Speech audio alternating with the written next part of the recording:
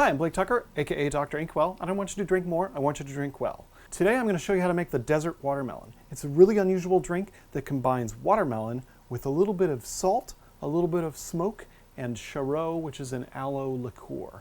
It's luscious and really nice for the summer. To make this drink, you'll need espadín mezcal, like this Vita, Chareau aloe liqueur, Zirbenz stone pine liqueur, it's made from pine cones, watermelon juice, a tiny bit of lime juice, and a couple of drops of saline solution. If you don't know how to make saline solution, I'll put a link below.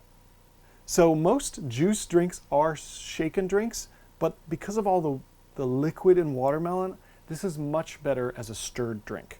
So we'll start with 2 ounces of watermelon juice in your stirring vessel. This is not even a 1/4 ounce of lime juice. This is a very, very tiny amount of lime juice. I would call it 1/8 of an ounce.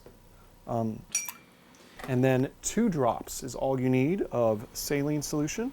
Then 1.5 ounces of mezcal, 1/2 ounce of Chareau aloe liqueur, and a 1/4 ounce of stone pine. If you don't have stone pine, you could just omit it. I was going to say bitters, but I don't think bitters is the right answer.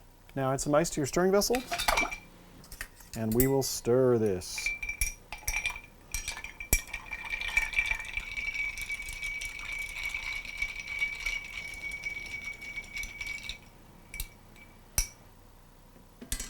Then add your beautiful Hospitality Helps ice cube to your glass. This is a great drink for one of these cubes. If you didn't know, I'm also the beverage director for Taste Catering.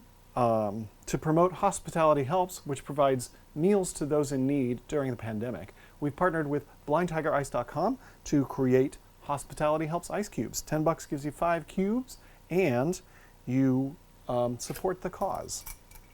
Then just pour this drink over the top.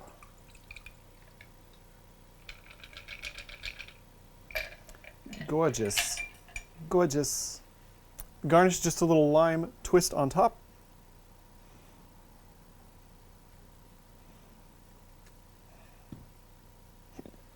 She's a beaut.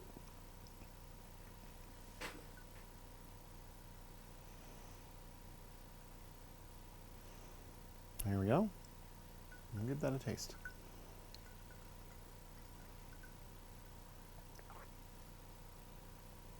Yes, lime twist is delightful. I want to acknowledge the passing of a friend and colleague, Grant Imahara. He died this week, and over the last 20 years has been a source of inspiration for me. Not only did we start our careers together at Lucasfilm in the Lucasfilm archive, while I was repairing stormtroopers and writing Darth Vader dressing manuals, he was building R2-D2 from scratch. He was a fantastic engineer, a vibrant person, and I have rarely met anyone as smart, intelligent, or inspiring as him. Cheers to you, Grant.